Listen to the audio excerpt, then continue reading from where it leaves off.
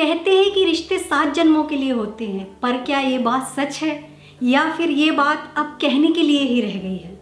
क्योंकि 7 जन्म तो क्या, अब की शादियाँ 7 साल भी टिक जाएं तो बहुत बड़ी बात होती है। Hello friends, welcome back to my channel. आज हम इसी बारे में चर्चा करते हैं।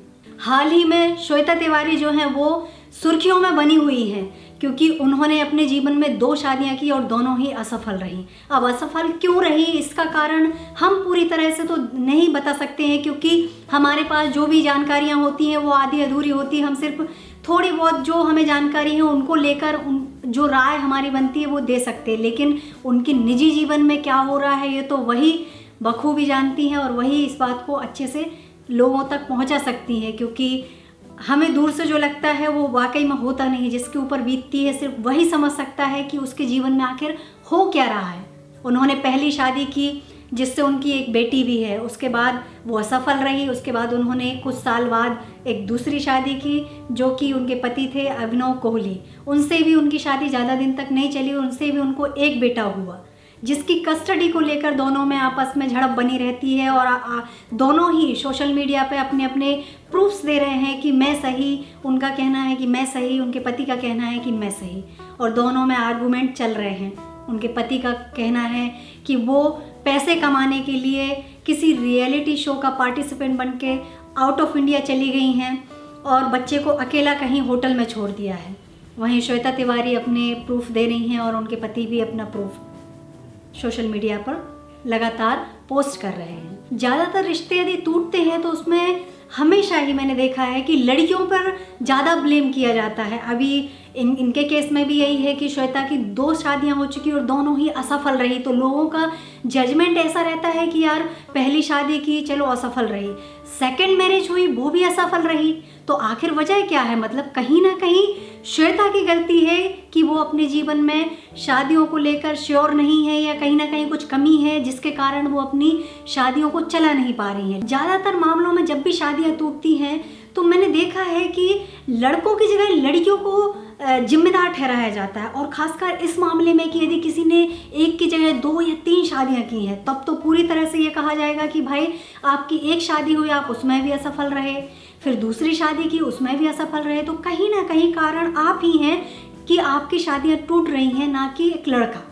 पर जीवन में ये सही नहीं है। हो सकता है कि श्वेता की ज़िंदगी में जो पहला पति उनके जीवन में आए तो वो भी उनके लिए ठीक नहीं थे। ऐसा नहीं कह रही हूँ कि उनके जो पहले पति थे वो पूरी तरह से गलत हैं, लेकिन श्वेता के लिए ठीक नहीं थे, उनकी आपस में नहीं बनी।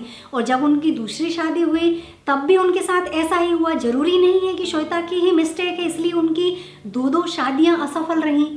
वहीं यदि कोई लड़का 1, 2, 3 शादी करता है, असफल रहता है और फिर चौथी शादी भी करता है, तब लड़के पर ब्लेम नहीं किया जाता है, उसको मजाक में लिया जाता है, अरे ठीक है यार, एक से नहीं बनी दूसरी ले आए, दूसरे से नहीं बनी तीसरी ले आए। लेकिन यही काम यदि लड़की के जीवन में होता है तो लड़की को पूरी तरह से उन असफलताओं के लिए जो कि उनकी शादी से रिलेटेड हुई है उसके लिए जिम्मेदार ठहराया जाता है।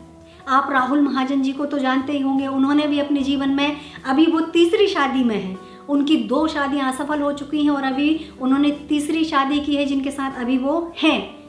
तो उनके लिए ऐसा कभी कोई कहता है कि नहीं कहता है कि भाई आखिर राहुल में ही मिस्टेक होगी तभी तो उनकी 2 शादियां नहीं टिक सकी और तीसरी शादी कर ली और तीसरी भी कब तक टिकेगी कह नहीं सकते हैं।